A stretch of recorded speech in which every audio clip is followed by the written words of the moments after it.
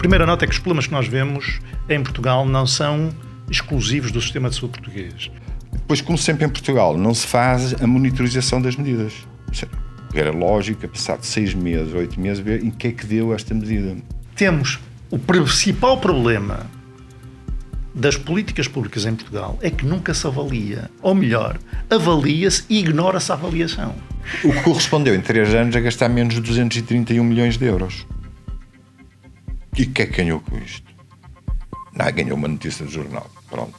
Continua a ser o caminho de criar sistemas de informação adaptados ao contexto da unidade de saúde, da região. Há uma questão fundamental que é o planeamento, que não foi feito. Não há integração. Se há 2 diretores clínicos, não há integração. Para haver integração, tinha que haver um diretor clínico. E continuo com a minha dúvida. Onde é que fica a saúde pública no meio disto tudo? Ok. Contribuir para uma sociedade mais informada é o nosso objetivo. Da revista para o podcast, este é o Inesctec Ciência e Sociedade. Em cada episódio teremos a participação de especialistas das várias áreas da ciência. Alguns deles, investigadores do Inesctec, muitos de outras instituições. Vamos embarcar juntos. E a centralização é de tal ordem que a pessoa está na cama às 3 da manhã e recebe SMS. Os amarelos estão a demorar 4 horas na fila de espera de urgência. A tecnologia, sem dúvida, ajuda, mas não faz milagres. Não é possível dar uma injeção de tecnologia. Não temos uma administração pública que eu acho capaz. Esta tecnologia nós temos que encarar como não é uma coisa para nos pôr em causa, é uma coisa para nos ajudar. E os médicos vão se distinguir pelos que usam a tecnologia e aqueles que não usam a tecnologia. Termos um serviço público, Serviço Nacional de Saúde, que no orçamento já está com déficit. Nós ainda temos os hospitais organizados como tínhamos há 50 anos. Implicam uma reestruturação total e completa do nosso sistema de saúde. Tudo aquilo que nós conhecemos dos últimos 40 anos deixa de ser válido. Agradeço desde já a todos por terem aceitado este convite. Ao meu lado tenho o Mário Murilo Lopes, investigador do Inesctec e docente na Faculdade de Engenharia da Universidade do Porto. O Mário vai guiar esta conversa juntamente comigo. Obrigada, Mário. Olá, Joana, e obrigado pelo convite para estar aqui a moderar este debate.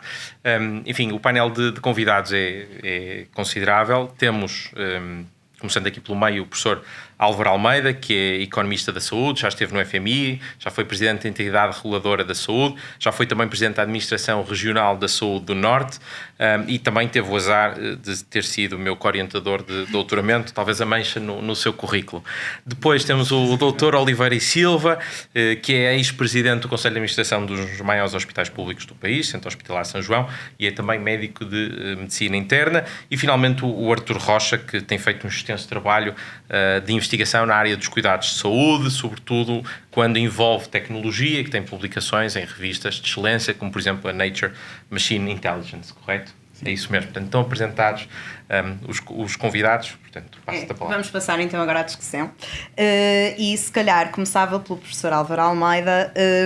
O Serviço Nacional de Saúde tem-se deparado com muitas dificuldades, em especial no que diz respeito, por exemplo, às listas de espera, à falta de acesso a médicos de família, cuja estimativa já vai em 1,7 milhões de pessoas, entre outros problemas. A explicação para isto tudo é o quê? É financeira? Faltam recursos? É económica? Os recursos são mal alocados? Ou é mesmo política? Ou seja, tem havido uma série de más decisões que têm levado a maus desempenhos. Antes de mais, obrigado pelo convite, é um prazer estar aqui convosco. E não, Mário, não foi das piores coisas da minha vida. Há outras histórias muito piores do que essa. E certamente não foi uma história negativa de ter-te orientado. Quanto à questão que coloca, é uma questão que é um bocadinho disso tudo.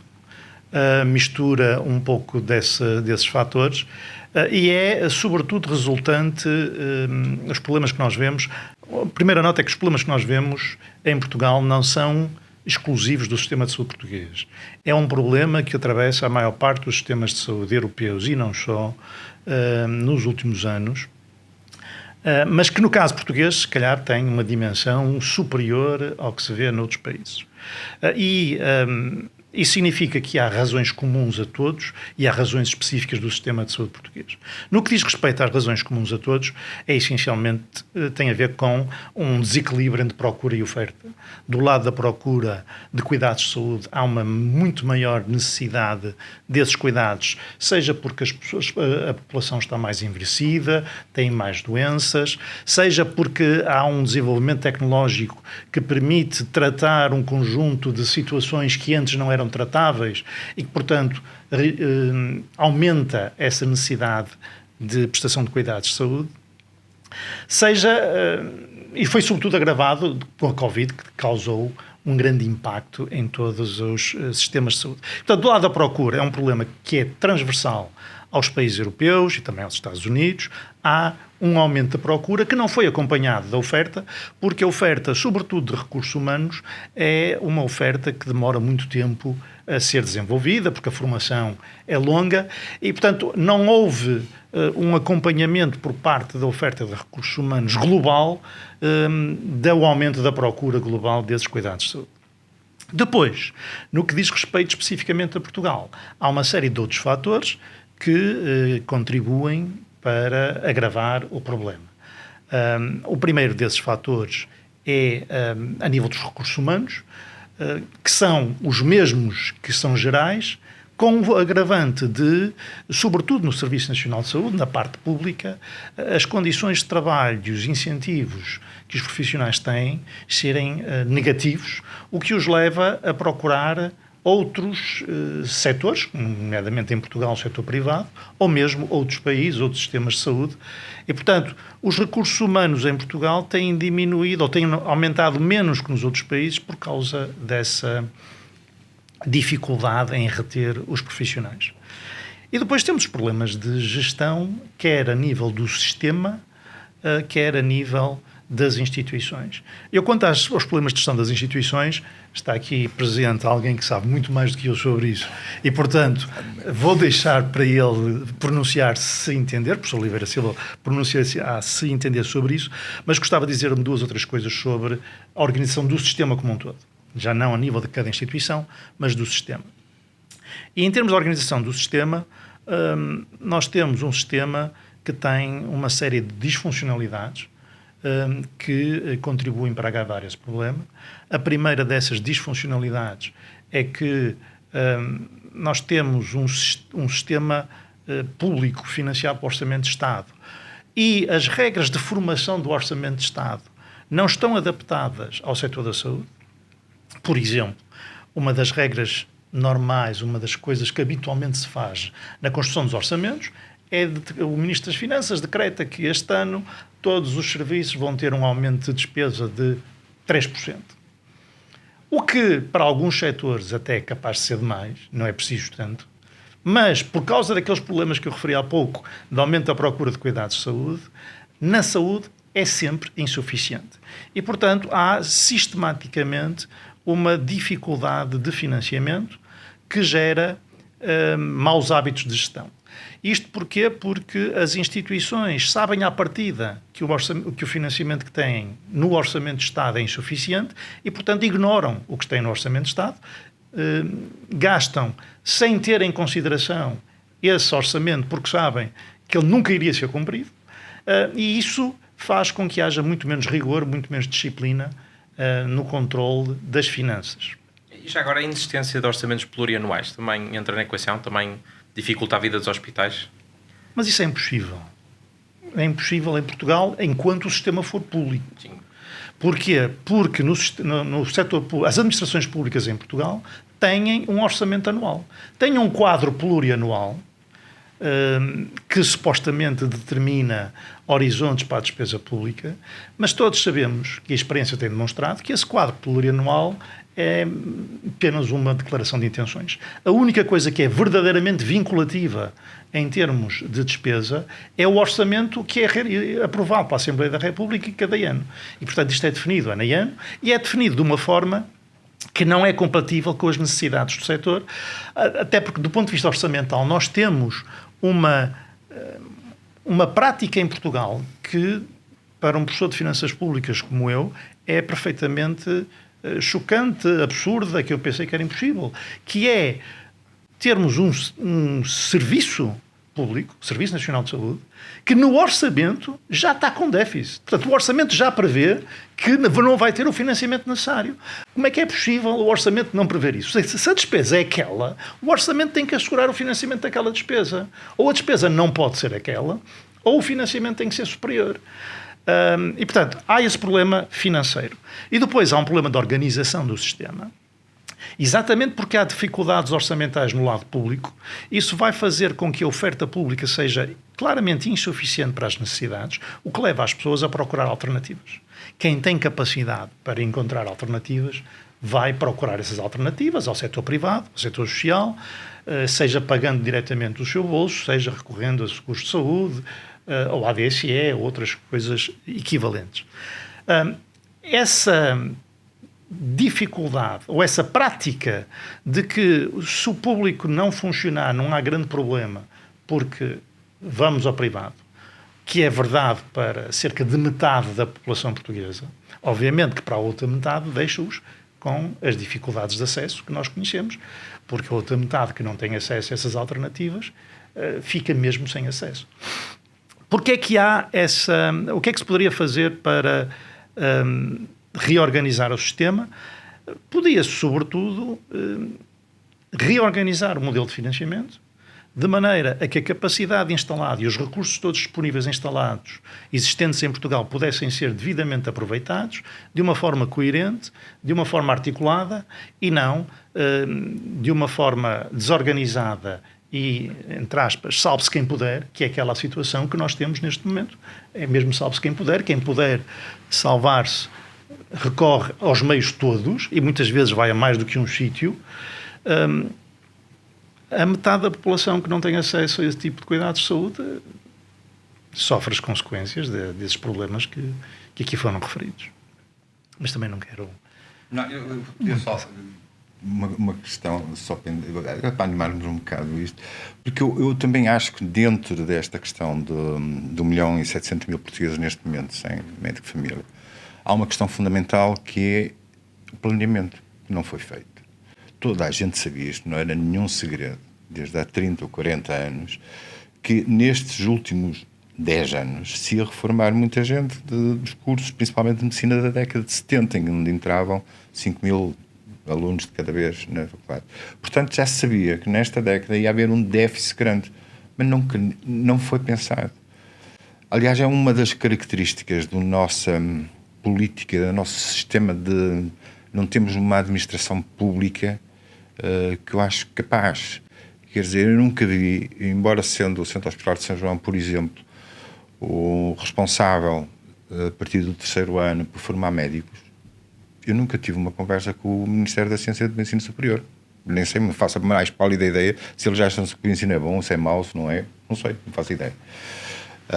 E, por outro lado, isto é verdade que o Sr. Professor está a dizer. É evidente que nós temos que ter, na minha opinião, dois tipos de medidas. Medidas imediatas que permitam, porque há problemas que se estão a pôr todos os dias, e isto é público. A notícia publicada é verdadeira também, não é só a notícia publicada, também é verdadeira. Portanto, temos que atacar rapidamente e temos que nos fazer valer de todas as capacidades instaladas no sistema privado, no sistema social. Mas já há outra vez uma outra coisa que nós não podemos cair no meio do erro. Nós temos que planear. Temos que deixar que isto não aconteça. Vamos lá ver, se queremos manter um Serviço Nacional de Saúde. Porque nós esquecemos que nós estamos, quando falamos disto, falamos só na parte assistencial do Serviço Nacional de Saúde. Mas há outras dimensões. Há a dimensão formativa, que se faz em 90% dos casos no Serviço Nacional de Saúde, a formação de especialistas, formação de técnicos, de enfermeiros, de alunos, como eu acabei de dizer. Há a dimensão de investigação, que se faz principalmente nas instituições públicas, e, portanto, isto precisa de ser planeado para que as instituições públicas ganhem força também. Mas podemos falar mais à frente, porque isto implica também que os métodos de gestão das diversas instituições sejam alterados e seja dado alguns graus de liberdade, de modo a que se possa, desculpa a interrupção, era só para... E aliás, um modo para a questão que eu ia colocar, que tem que ver justamente com isso, porque o Dr. Oliveira e Silva foi o Presidente do Conselho de Administração de um dos maiores hospitais do país, que tem um orçamento de quase 400 milhões de euros, se não estou em erro, e apesar disso não tinha autonomia para gerir a sua política de contratação de recursos humanos. Podia fazer esporadicamente contratos uninominais com este e com aquele médico, mas precisava sempre de um despacho de 2 secretários de Estado, das Finanças e da Saúde, para poder efetivamente... Da Saúde e a seguir das Finanças. Isto ela é dividida, mas a gestão operacional é da Saúde, a gestão financeira... Sim, mas na verdade depois quem manda sabemos que é o Ministério das Finanças. Não é? E portanto precisava sempre desse despacho para poder fazer algo tão básico como contratar um recurso humano, que é um pilar de qualquer instituição, sobretudo um hospital. Portanto, a minha questão é, tendo em conta que um Conselho de Administração tem de estar diariamente a ler despachos circulares normativas, que vêm dos SPMS, que vêm da Administração Central dos Serviços de Saúde, do Sistema de Saúde, que vêm do Ministério da Saúde, que vêm da DGS, e que tem de estar a obedecer àqueles despachos, enfim, um Conselho de Administração é mais um despachante do que propriamente um gestor. Ou não? Que instrumento de gestão é que efetivamente tem? Não tenho nenhum. Aliás, por causa disso, como recusei a assinar o contrato de gestão que se pressupõe que todos os gestores públicos assinem. Porque realmente, com o que estava lá previsto no texto, que eu cumprisse, eu não podia dizer se cumpria ou não, porque não tinha os instrumentos necessários que me dessem a certeza que eu era capaz de cumprir aquilo. Bom, mas isto era só um pormenor, também foi numa época... Portanto, eu comecei, tive em 2016, 17 e 18. Apanhei uma época bastante conturbada, porque saímos dos anos da Troika e estava toda a gente com expectativas que chegamos sei lá onde, que agora é que acabou, agora é que isto está tudo bem. O que é certo é que o investimento nestes anos foi basicamente igual ao investimento entre 2010 e 2015. Ou seja, um hospital com a dimensão do São João, que está há 7 ou 8 anos sem investimento, degrada-se absolutamente. Paralelamente, como sempre, em anos de crise, há sempre a tendência da centralização. Não sei bem porquê, mas acontece. Quer dizer, e a centralização é de tal ordem que a pessoa está na cama às 3 da manhã e recebe SMS. Os amarelos estão a demorar 4 horas na fila de espera de urgência. Assim, deve ser engano. Alguém me está a gozar, ou coisa assim parecida, ou usar o número de telefone de alguém. Não é? Mas não, era verdade, e eram altos responsáveis, que eu não vou nomear, do comissário que estavam a dizer, atenção, está... qual era a minha última resposta? O sistema está variado, não liga, isto é... Bom, ou seja, porque não há uma definição realmente correta, e na altura não havia, e apanhei na altura também a questão das 35 horas, de um mês para o outro. Vimos, por exemplo, se pensarem que o hospital na altura tinha à volta de 2.000 enfermeiros, 40 horas, passaram para 35, ficou de um momento para o outro sem 300 enfermeiros. Capacidade para contratar, não, amanhem-se, é como puderem. Ou outra coisa que teoricamente faz sentido, que era o livre acesso. Ou seja, havia hospitais com 3 anos de tempo de espera para consulta ou para cirurgia, nós que tínhamos os tempos... conseguíamos ver as consultas no tempo clinicamente aceitável.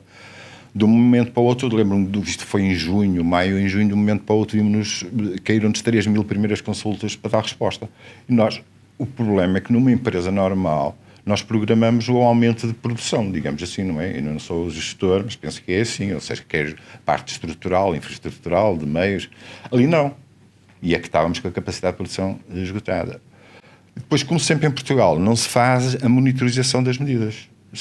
Era lógico, passado 6 meses, 8 meses, ver em que é que deu esta medida. O que é que deu? É que toda a gente passou a ter isto de espera para cirurgia e para consulta. Ou seja, os hospitais que estavam bem ficaram mal. E os que estavam mal não melhoraram. Portanto, é preciso refletir sobre este conjunto de coisas.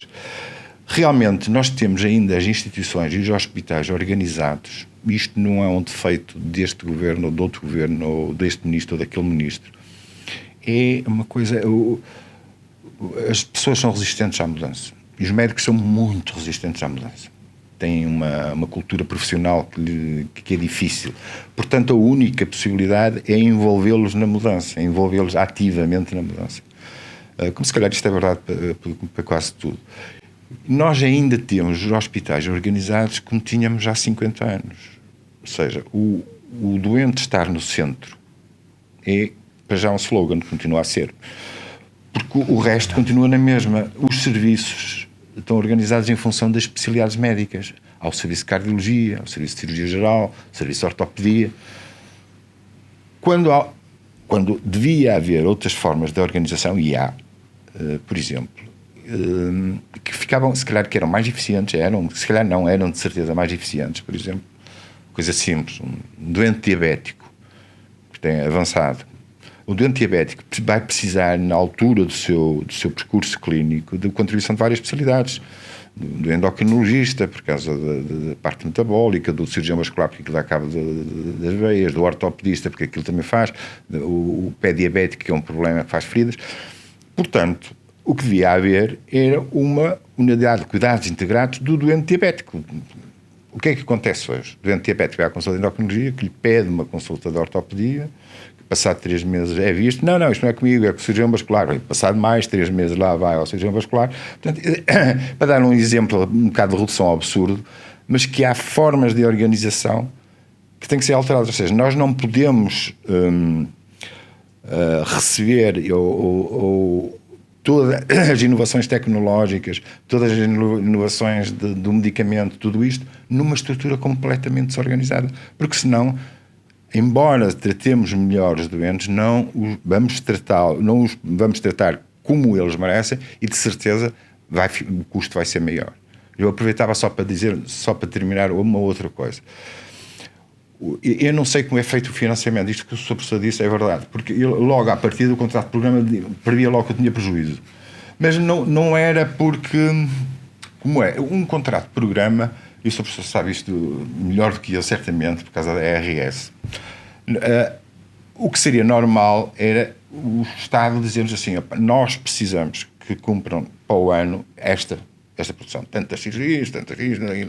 Não, a questão era esta: nós só temos este dinheiro, portanto vocês amanhem-se com este dinheiro, façam o que quiserem. Portanto, normalmente, à partida, nós já sabíamos que estávamos subfinanciados, suborçamentados e subfinanciados, as duas coisas.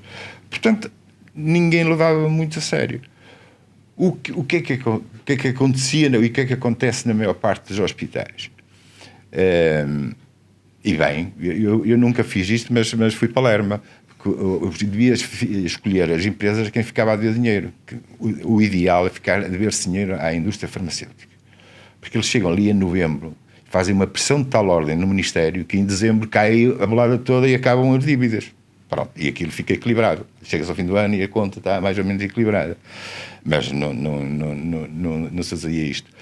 Ou seja, é tudo nem é uma questão de mercearia, que as mercearias são normalmente bem geridas, porque senão o dono tem que fechar a loja, não é? Ali não.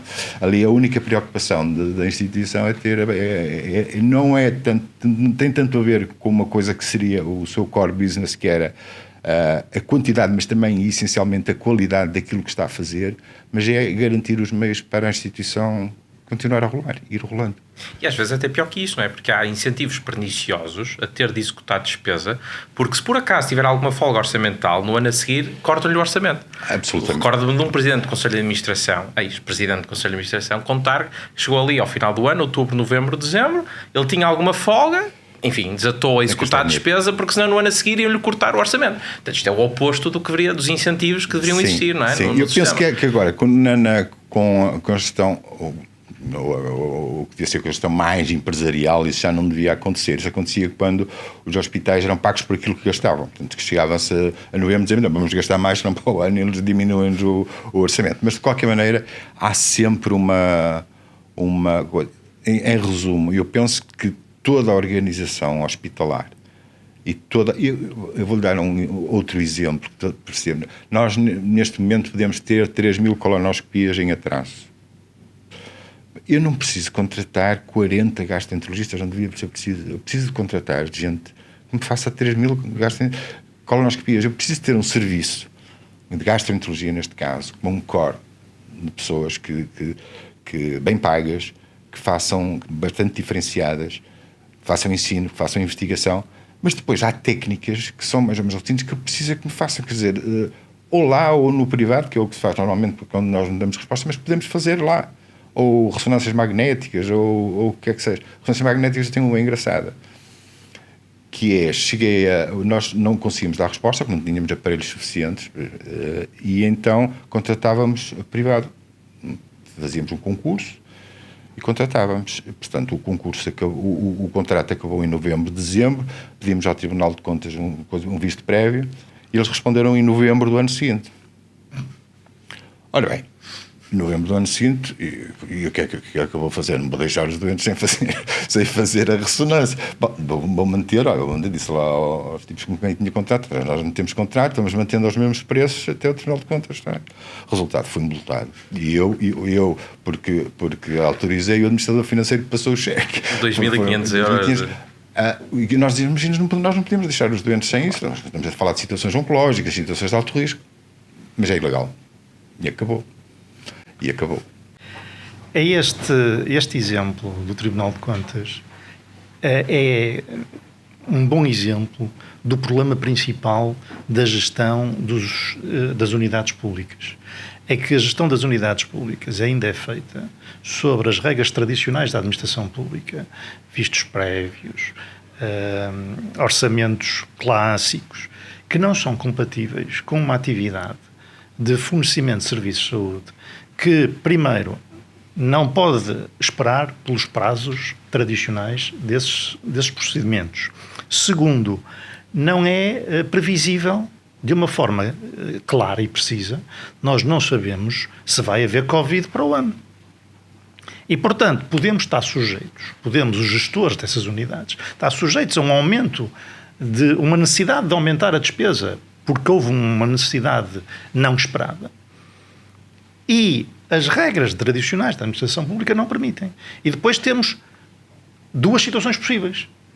Ou esta situação que o professor Oliveira Silva contou, que é o gestor prefere assegurar a continuidade do serviço e sujeita-se a penalidades porque não cumprir as regras da administração pública, ou se cumprir as regras, não há serviço. As pessoas não são tratadas e não são devidamente acompanhadas. Um segundo exemplo importante que o professor Oliveira Silva contou é o caso do livre acesso. O livre acesso é uma excelente ideia, mas como qualquer ideia é uma excelente ideia se for implementada na sua plenitude, não é fazer metade. Nenhuma tesoura funciona se eu só tiver um dos lados, não é? Não serve para nada só um dos lados. E qual é o lado que não foi feito? O que não foi feito é exatamente como foi dito, se nós só fazemos um livre acesso, permitimos que as pessoas escolham o hospital onde querem ir. Temos que dar a esse hospital meios para responder a esse aumento da procura. Capacidade para aumentar recursos humanos, capacidade para aumentar o financiamento, o que não aconteceu e, portanto, o que aconteceu foi tudo ficou pior em vez de nada melhorar. Eu gostava de, antes de passarmos aqui às questões mais tecnológicas, de lhe fazer uma pergunta a si, Dr. Oliveira Silva, porque ainda assim, e perante todos estes constrangimentos e tudo aquilo que nós acabamos de falar, a verdade é que o Centro Hospitalar de São João é uma referência e o novo diretor executivo do Serviço Nacional de Saúde vem precisamente deste centro hospitalar. Eu gostava de perguntar um bocadinho qual é o segredo, como é que vocês no fundo fazem omeletes sem ovos, por aquilo que nos estão aqui a retratar, não é? Eu não gosto muito de fazer elogios em causa própria, quer dizer, é um bocado, mas eu reconheço que há uma cultura, se calhar, diferente, que demorou tempo a se implantar. Isto começou por volta com o professor António Ferreira, em volta de 2005, 2006. Aí foi a grande mudança cultural do hospital, com a criação de estruturas intermédias de gestão, com contratualização interna, houve uma série de mudanças que foram feitas e que se vêem os resultados. Mas depois houve um abrandamento, digamos assim. Houve um abrandamento também porque é humano que as pessoas queiram ser reconhecidas e que haja incentivos. Estou a falar até de incentivos institucionais. Eu vou dar um exemplo. Em 2017 foi publicado uma auditoria extensa do Tribunal de Contas. Comparava o Centro Hospitalar de São João com outro centro hospitalar universitário da mesma ordem de grandeza. E comparava e chegou a esta conclusão, só 2 conclusões.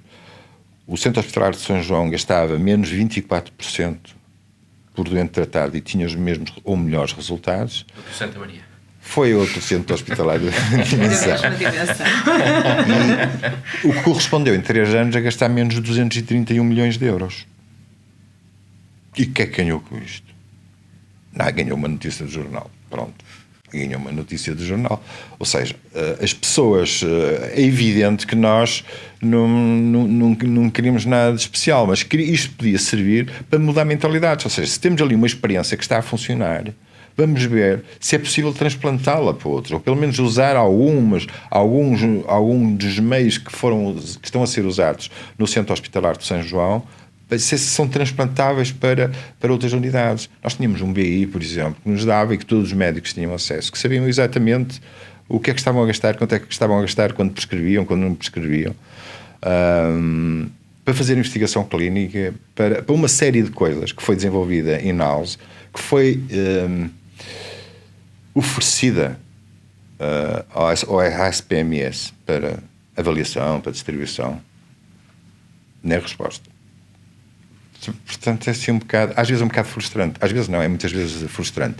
Eu devo dizer que o papel onde eu me senti mais, que me deu mais entusiasmo, foi ser diretor clínico. Eu fui diretor clínico entre 2007 e 2010, na altura que o professor António Ferreira era presidente do Conselho.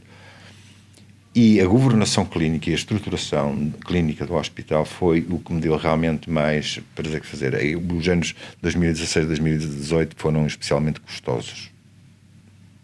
Causaram muita frustração. Muita frustração, muita luta, muita guerra, muitos embates assim um bocadinho desnecessários.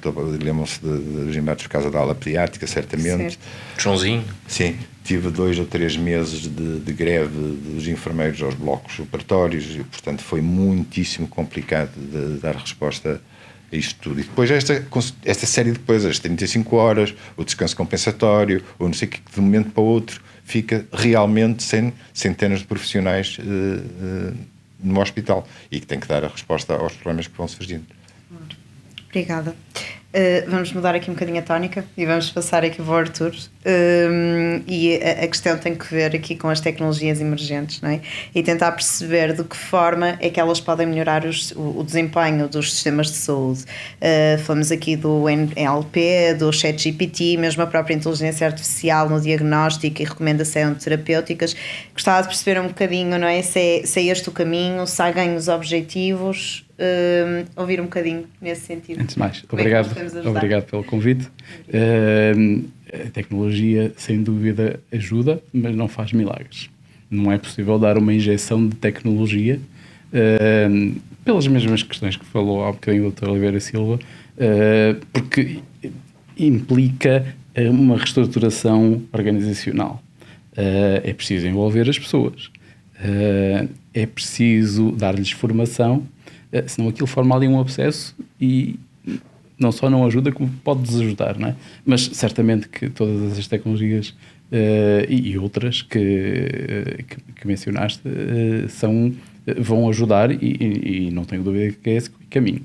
Devidamente utilizadas, devidamente integradas com o software e dos sistemas de saúde, promovendo integração entre as várias especialidades. Eu não estou a ver um clínico a ir perguntar ao ChatGPT a opinião. Mas nós já perguntamos aqui pois. Nos outros episódios do podcast e uma das declarações que obtivemos foi mesmo: eu declaro que nunca usei o ChatGPT, era um médico do Estado de São João, portanto à data de então, sim, da próxima vez que cá vier já não dirá. Ainda não era eu não tenho dúvida. GPT-4, ainda não era o anterior. Eu não tenho dúvidas que vai ser utilizado no contexto de alguma ferramenta devidamente treinado, devidamente supervisionado, devidamente dotado de todos os fatores humanos que forçosamente têm que existir. Mas é esse o caminho, certamente, assim como continua a ser o caminho de criar sistemas de informação adaptados ao contexto da unidade de saúde, da região, com o envolvimento dos clínicos e das pessoas-chave e com a formação dos mesmos e já agora, se não fosse pedir muito, com alguma estabilidade na manutenção dessas pessoas que ajudaram a criar os sistemas. Mas, Artur, há aqui um ponto interessante, Sim. que é a tecnologia no contexto da saúde, no contexto clínico, até à data, tem uma particularidade que a diferencia de outros setores que não a saúde, que é, em vez de tornar as pessoas mais produtivas, acrescenta tecnologia em vez de a substituir. Ou seja, começamos por ter o raio-x, depois, entretanto, surgiram as ressonâncias. As ressonâncias não substituíram o raio-x. É quase um passo subsequente. Depois eram as ressonâncias com contraste. Depois os PET scans. Ou seja, fomos acrescentando tecnologia e, basicamente, fomos acrescentando opções e, portanto, isso não tornou os médicos propriamente mais eficientes, mais produtivos. Aliás, simplesmente aumentou aqui o rol de opções. Aquilo que se chama doença de Baumol, não é? Ou seja, continua a ser necessário 4 violinistas para tocar um quarteto. Mas com esta mudança, e este é o meu ponto, onde eu queria chegar, recentemente com os avanços nos Large Language Models, em particular ChatGPT, talvez o mais conhecido, e a capacidade que tem para auxiliar um médico na tomada de decisão, por exemplo, mesmo as redes neuronais, por exemplo, no diagnóstico, radiomics, a analisar imagens. Uma rede neuronal tem uma capacidade de processar centenas, milhões de imagens que um radiologista nunca terá na sua vida útil. E aliás, já há resultados científicos robustos que mostram que, de facto, eles têm uma capacidade, uma accuracy muito elevada comparativamente com médicos certificados, com muita experiência. Portanto, será que nós não atingimos agora, sim, o momento em que a tecnologia poderá ajudar, de facto, a ganhos de produtividade por parte dos clínicos? Ou será que vamos estar continuamente aqui presos nesta doença do Baumol? Há várias dimensões desse problema. Eu não acredito que algumas das tecnologias diferentes, não é, possam substituir uma que, por ser anterior, não é necessariamente melhor. Eu acho que trata-se de utilizar a ferramenta certa para a coisa certa. Naturalmente, a inteligência artificial, por incorporar todas essas dimensões, não é, pode ajudar a decidir melhor e a escolher melhor. Se eu não precisar de fazer 10 exames e fazer só 2... Ou até o tempo de espera para analisar esse exame, não é? Automaticamente há um algoritmo capaz de analisar e com um grau de confiança bastante elevado, e em caso de dúvida remete sempre para um médico, referencia, não é? Poder dar ali uma análise prévia, não é? E será que não vai acelerar aqui os circuitos, os pacientes, os processos? E mais do que isso, democratizar o acesso à saúde, não é? A ideia de alguém com um telemóvel, algures em África, poder apontar para um sinal que acha suspeito e poder ter ali uma primeira análise, que não é questão de ser boa ou má. Não, mas certo. A questão nem é ser boa ou má. Em outras circunstâncias não teria. É melhor do que, portanto, do que nada, não ter nada e ter algo que, que possa ter algum grau de incerteza, como tudo, ainda assim é melhor do que não ter nada, não é? Isso não será agora este momento definidor? É um momento que ajuda. Pronto, naturalmente, volto a dizer, a tecnologia não faz milagres, mas ajuda muito, não é? Portanto, efetivamente, utilizar estas tecnologias, nomeadamente inteligência artificial, o ChatGPT, os NLPs desta vida, portanto, de facto vai ajudar. Vai ajudar a tomar melhores decisões mais rápidas, mas tem que ser devidamente integrada e tem que ter, de facto, o envolvimento dos clínicos. Se não convencer o clínico que aquilo vai ajudar, não ajuda. Ou seja, tem de ser verdadeiramente uma transformação digital e não apenas uma digitalização. Exatamente. Sim. É uma transformação digital, é uma transformação que eu gosto, organizacional. Sem dúvida. O exemplo que eu gosto muito de dar para ilustrar o que não é a transformação digital é quando pensamos no recibo verde eletrónico. Não é? O recibo verde eletrónico é um PDF. Certo. Que tem o original e a cópia em baixo tem um tracejado num PDF. Pode ser duplicado o número de vezes que nós quisermos, não é? Portanto, alguém pegou na lei e digitalizou a lei, não é? Isso não é transformação digital, não é? Pois, mas a questão é que, do ponto de vista inverso, não é? As leis também precisam ser transformadas, não é? Porque se quem fez isso não o tivesse feito, não teria a acreditação necessária para que aquilo tivesse a validade legal, não é? Portanto, eu, por acaso, gostava de ouvir aqui a opinião do nosso médico presente em estudo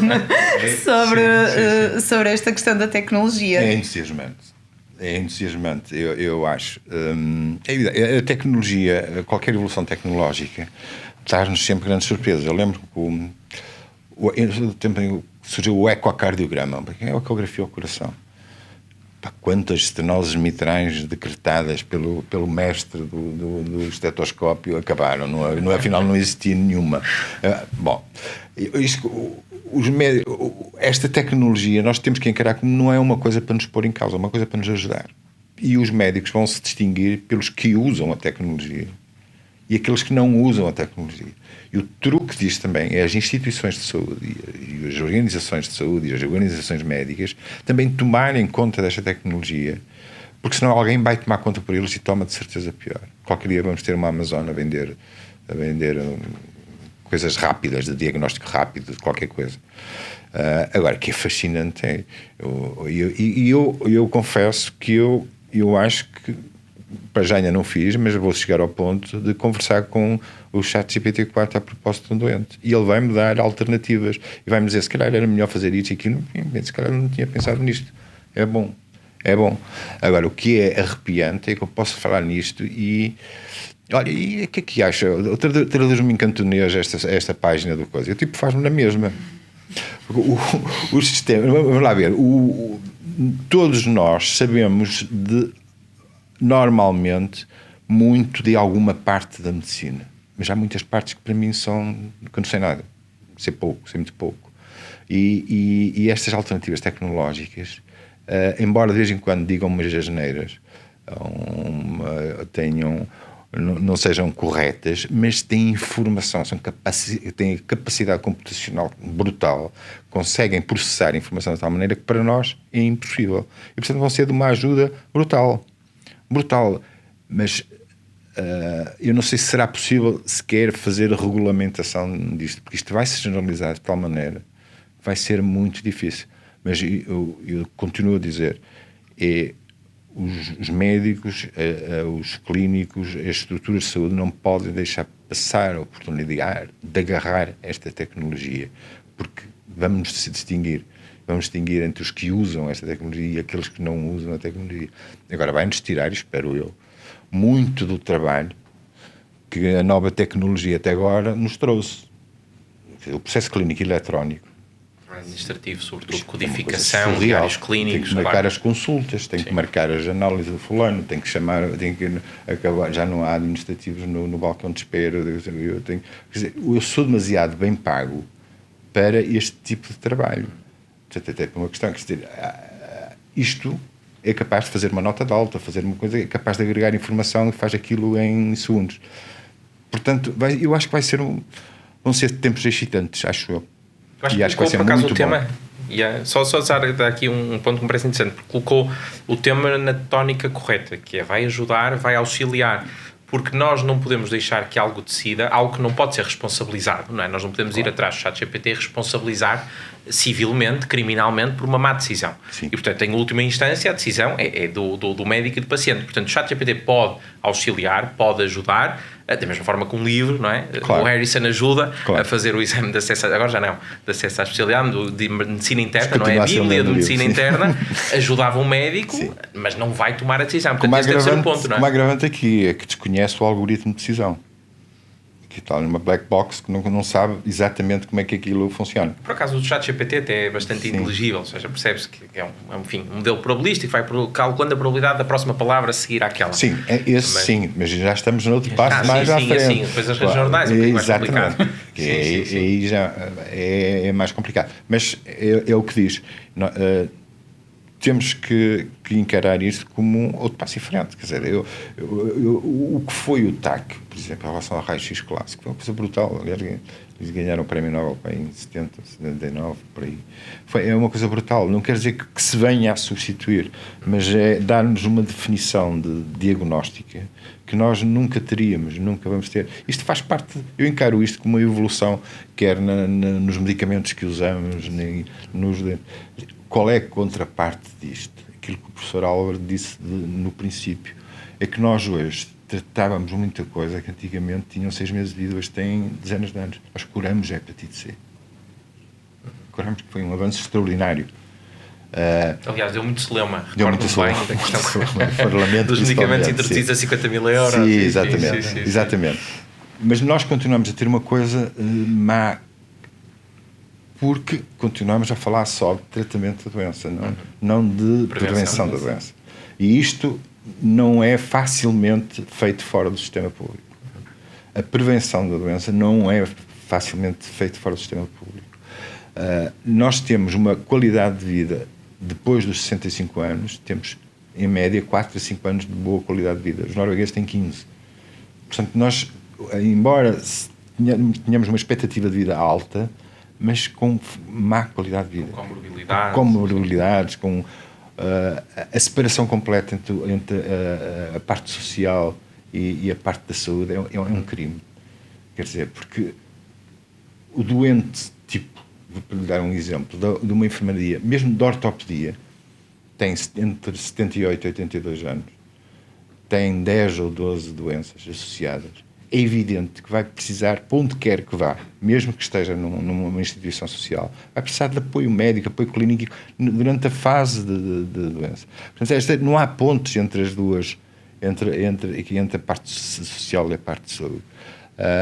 E depois há uma coisa que me preocupa, que eu não sei muito bem como é que se integra a saúde pública, por exemplo, nesta nova organização do Serviço Nacional de Saúde. É sério, mas isso provavelmente eu aqui ainda não percebi, porque não sei muito bem onde é que se vai integrar. Acabam as GRS. Eu gostava, por acaso era interessante o professor introduzir um tema que até não estava no guião, que é a questão das ULS, que me parece que levanta algumas questões, não é? Porque as unidades locais de saúde, para quem possa não estar por dentro, têm um modelo de financiamento completamente diferente, não é? Por capitação. Estima-se aquela população, o tamanho da população, ajusta-se ao risco, ao case mix, ou enfim, tenta-se ajustar e, portanto, as instituições que compõem a OLS recebem um financiamento fechado para aquele paciente, logo, à partida, têm todos os incentivos a haver mais prevenção, porque se houver mais prevenção, há menos prestação de cuidados de saúde, logo eles poupam dinheiro e recebem mais com isso. E, portanto, em teoria, este modelo tem aqui algumas nuances que são interessantes, não é? E que poderão colocar a tónica mais na prevenção do que propriamente na gestão da doença, que é aquilo que depois o SNS serve. E, portanto, e até para introduzir aqui um tema da atualidade, a pergunta que eu vou lançar, que não estava aqui prevista, era justamente qual é a vossa impressão sobre a possibilidade, por exemplo, não apenas do Centro Hospitalar de São João, mas esse em particular, ser integrado numa ULS. Como é que vem isso? O que é que nós aprendemos com a LS de Matosinhos? Foi uma má experiência, uma boa experiência? O ARS, aliás, eu creio que era presidente na altura, em 2015, não é? Quando fez o estudo sobre as ULS, creio que sim. Não, quem fez foi a entidade reguladora. Mas na altura era presidente. E eu estava na RS Norte e acompanhei muito de perto o LS de Matosinhos, o LS do Alto Minho, mas sobretudo de Matosinhos, que era um problema. Era e acho que continua a ser. As ULS são um modelo que, teoricamente, pode ter muito interesse, mas que, para ter essas vantagens que o Mário acabou de enunciar, implicam uma reestruturação total e completa do nosso sistema de saúde. Tudo aquilo que nós conhecemos dos últimos 40 anos deixa de ser válido. Toda esta organização dos hospitais, o modelo de funcionamento, de financiamento dos hospitais, os contratos de programa, tudo aquilo deixa de existir, ou pelo menos deixa de funcionar daquela forma. E outra coisa que deixa de funcionar é o recurso ao setor privado, por exemplo. Não impede, mas o que a experiência de Matosinhos nos demonstra é que há muito menos tentação, ou muito menos incentivo os cuidados de saúde primários, os centros de saúde, a prescreverem exames que nos outros sítios são feitos no setor privado, análises clínicas, exames de imagiologia, quando o financiamento é por capitação. Porque nos centros de saúde tradicionais, que não estão em OLS, o financiamento do centro de saúde não é afetado, pelo menos de forma significativa, por aquilo que prescreve. No caso do meu LS, quanto mais prescrever... Pode gerar racionamento na prestação de cuidados? Claro que pode, porque se o orçamento é um determinado fixo... Não, pode, é óbvio, não é? Mas se de facto na prática temos evidência que isso efetivamente afetou... Temos evidência desse estudo da entidade reguladora de saúde que, em termos de acesso, sobretudo em termos de acesso, em qualidade os indicadores não são muito bons, mas em termos de acesso, há muito mais dificuldades de acesso nas ULS que nas outras áreas que não são ULS. precisamente, na minha opinião, é por causa disso. O que o estudo diz é que há mais dificuldades de acesso. O acesso é mais lento, há mais listas de espera, espera-se mais tempo para uma consulta, espera-se mais tempo para fazer exames. Por causa disso, acho eu. Que até deveria ser ao contrário, porque havendo integração de cuidados e os cuidados primários estarem integrados. Mas é que esse é o segundo problema. Não é? Esse é o segundo problema. É que o LS, para funcionar bem, como é que funcionaria? Não é os LS que nós temos. É um modelo que existiu parcialmente em Inglaterra, há uns anos atrás, que é ter umas entidades regionais da dimensão das ULS, mas que são responsáveis apenas pelos cuidados primários e por toda a contratualização de serviços.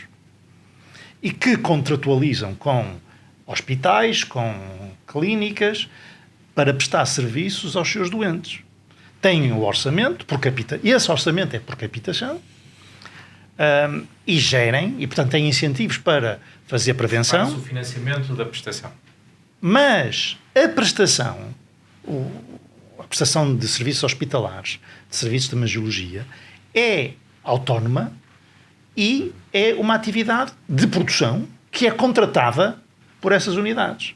E esse modelo é o modelo que aproveita as vantagens teóricas das ULS em termos de integração e, sobretudo, foco na saúde e não na doença. Não é o sistema que nós temos em Portugal.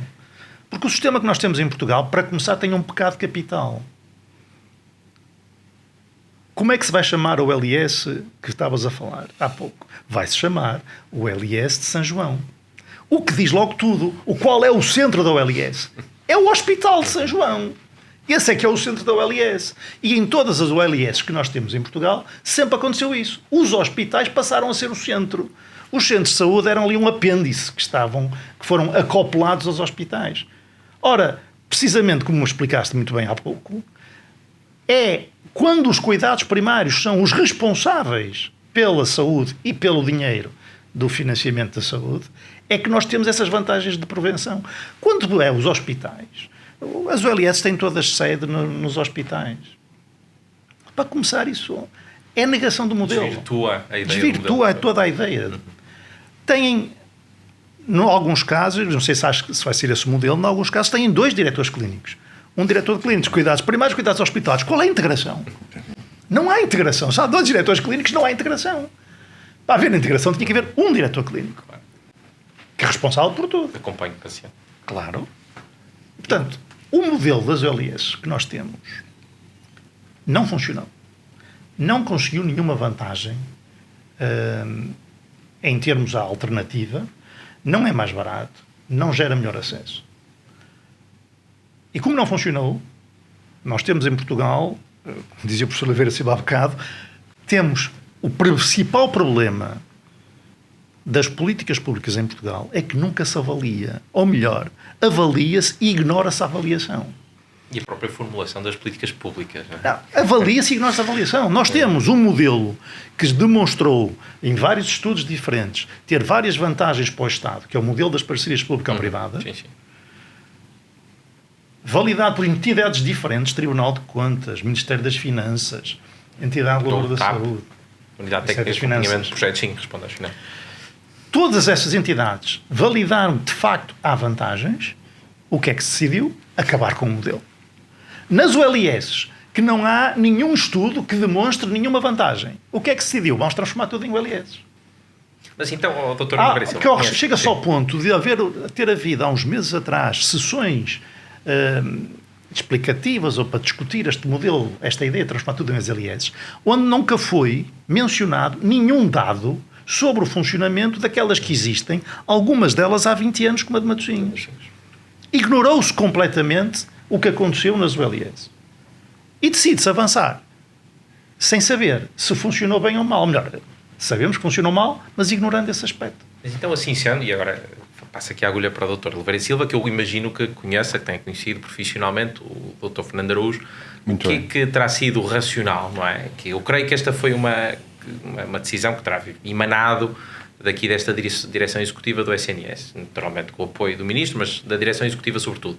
O que é que o terá, enfim, motivado a, não havendo esta evidência clara de que é um modelo mais adequado, que é que terá motivado a avançar com isso, sobretudo para o São João, não é? Que ainda por cima é um hospital que reconhecidamente funciona bem.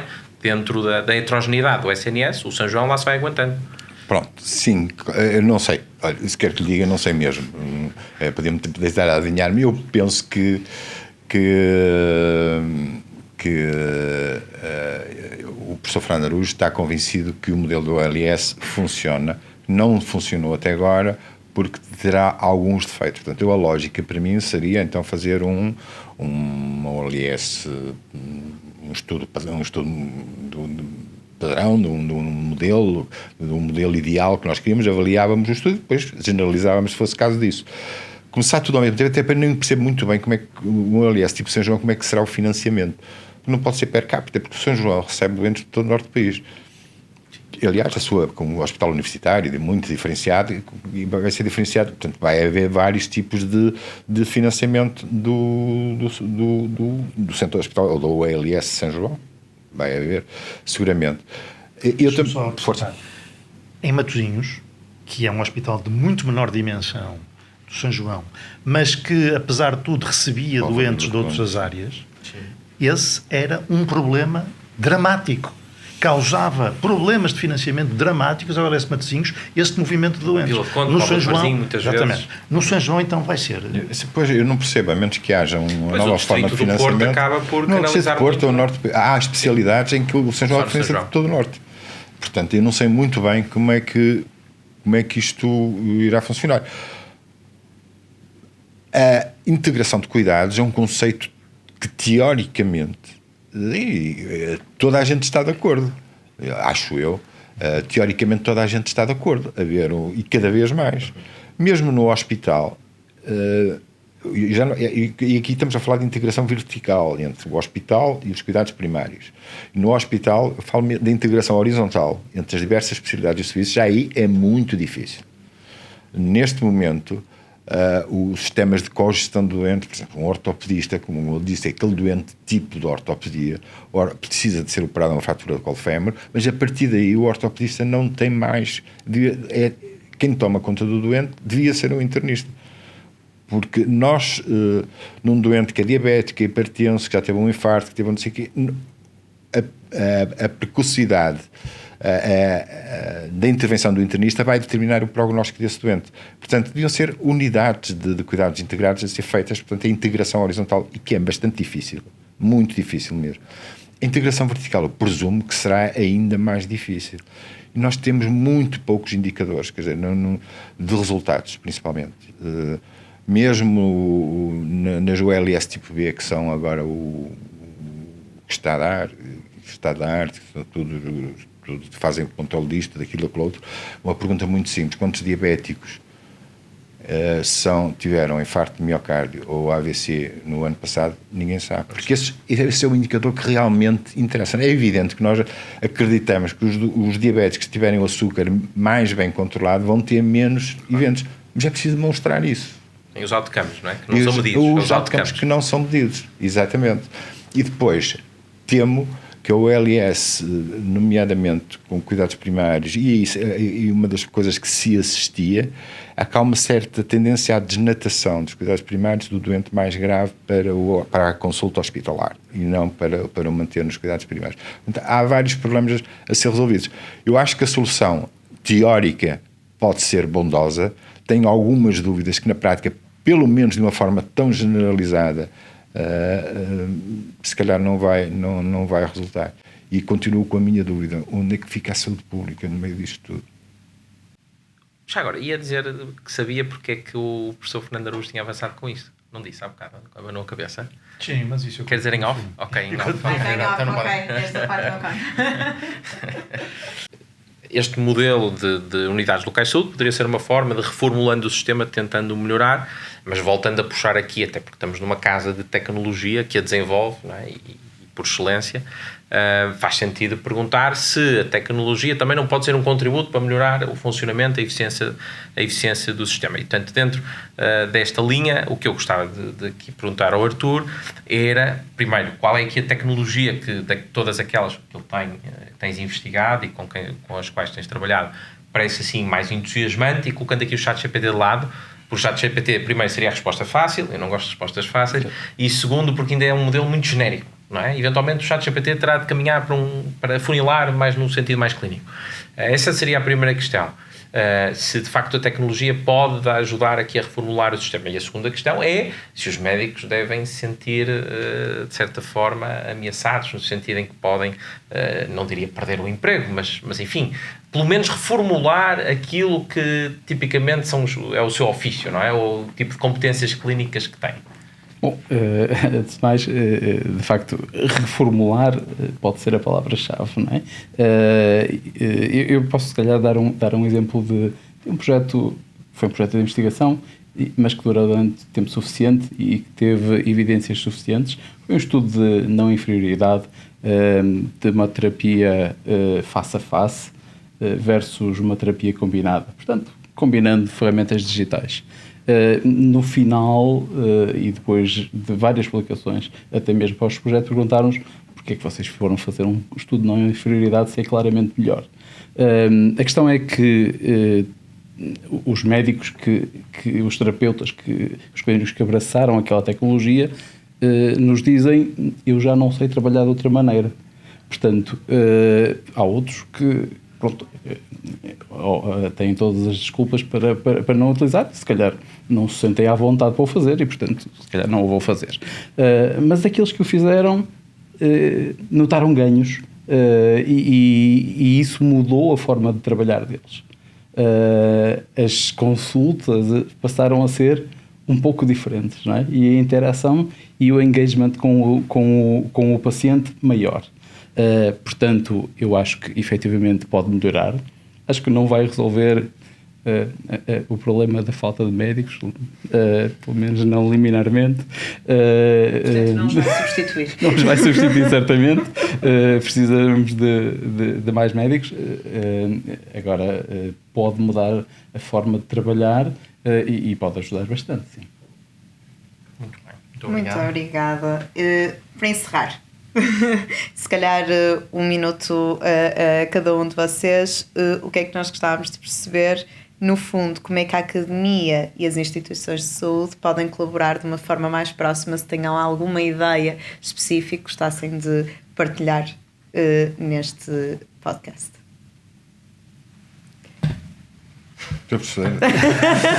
Quem é o primeiro a lançar a ideia? A academia e as instituições de saúde, mas propriamente as instituições, sim, mas também as instituições de prestação de cuidados de saúde, mas também e sobretudo as instituições de gestão de serviços de saúde, têm muito a ganhar com a colaboração com a academia, sobretudo naquela área que eu já referi há pouco, que é na avaliação das políticas. A avaliação deve ser feita por entidades externas e, portanto, geralmente não corre bem quando a avaliação é feita pelos próprios. E, portanto, as universidades, as faculdades estão numa posição ideal para prestarem esse serviço de avaliação das políticas, que depois servirá, espera-se ou gostaria-se, que serviço de suporte à tomada de decisão no futuro. E é sobretudo por aí que eu vejo essa ligação entre a academia e sistema de saúde, que podia ter impactos muito positivos, porque, como eu já referi há pouco, os poucos estudos que se fazem são ignorados e tomam-se decisões sem ter suporte em estudos, e, portanto, a academia aí podia fazer uma diferença muito grande, prestando essa informação, fornecendo essa informação aos decisores para que pudessem tomar decisões fundamentadas e não motivadas por razões conjunturais. Ou ideológicas. Eu estou plenamente de acordo com o que diz o professor Álvaro. Na minha área específica, na área muito específica, nós trabalhamos todos os dias com a academia, por necessidade, porque formamos médicos e incentivamos os médicos a fazer investigação. Mesmo que seja a investigação dita básica, que já deixei de formar assim, porque acreditamos que o método científico é muito parecido com o método clínico. E um investigador, um médico que faça a investigação é melhor clínico. Esta é a nossa convicção e é a nossa opinião. Às vezes não é fácil motivar as pessoas para isto, por isso tem que haver incentivos também que as levem a isso. Mas, de um modo geral, o estudo, o desenho, mesmo na parte de novas tecnologias, tudo que nos sirva, por exemplo, para nos ensaios clínicos, por iniciativa do investigador, ou coisa, de um grupo de doentes, sermos capazes de escolher aqueles que se adequam mais a uma determinada intervenção. Isso hoje já se faz a partir de bases de dados muito grandes que temos. Queremos experimentar um determinado fármaco que baixa as tensões arteriais e queremos diminuir em que percentagem, ou dedicado especialmente a doentes diabéticos, a doentes novos. Rapidamente termos acesso a que, dentro dos doentes que frequentam a nossa consulta, qual é o grupo que melhor se adequa. São imensas, mas também, para não nos deixarmos só pela Faculdade de Medicina, a nossa, e este é a base do campus universitário, é o juntar, o convívio, é a interação entre os vários saberes, entre as humanísticas, que infelizmente não há muito dentro das ciências, que eu acho que faz alguma falta. E isto que falou o professor Álvaro, que é fundamental, nós termos ajuda para avaliar as nossas intervenções, sem qualquer de espírito aberto, sejam elas quais forem, mesmo políticas públicas, até políticas hospitalares, ou decisões hospitalares em relação a um determinado rumo, serem avaliadas, e a partir daí acarinhamos muito os nossos alunos a fazerem doutoramentos, a fazerem pós-graduações, isso tudo. É evidente que o médico demora muito tempo a formar, demora muito tempo a especializar, e neste momento a chamada da privada, de outros setores que são muito mais lucrativos, muito mais proveitosos, é muito difícil de combater. Portanto, nós só combatemos, ou devemos combater, uma das armas que usamos para combater é dar-lhes uma perspectiva diferente de futuro profissional, mas nem sempre é fácil. E Artur, do lado de cá, quais são as tuas dores? Quem quer trabalhar com os hospitais e com o sistema de saúde? Eu até agora tenho tido boas experiências de colaboração com vários tipos de clínicos. É natural ter que existir esta abertura. Há dificuldades depois de... Aquilo é um trabalho extra relativamente àquilo que já estão a fazer, ok? Portanto, e é preciso recrutar pessoas, e é preciso manter essas pessoas para fazer experiência, para validar tratamentos. Pronto, acho que é preciso... Mas isso é um trabalho extra, mas não deveria. Não é? Deveria haver parte do tempo do médico que deveria ser para investigação. Pois, eu imagino que haverá médicos que para isso é verdade, mas não sei se serão suficientes, ou se teríamos... Não, na prática não é verdade de todo, não é? Aquilo é tempo extra que os médicos têm de reservar por vontade própria, mas não deveria ser assim, não é? Não deveria haver incentivos a que houvesse essa... Mas não esmorecer e de facto estimular essa colaboração e provar que funciona, ou que não funciona, não é? Não temos que ter vergonha de provar às vezes que não funciona também, para chegarmos mais à frente e termos opções de tratamento e de diagnóstico e de prevenção mais adequadas.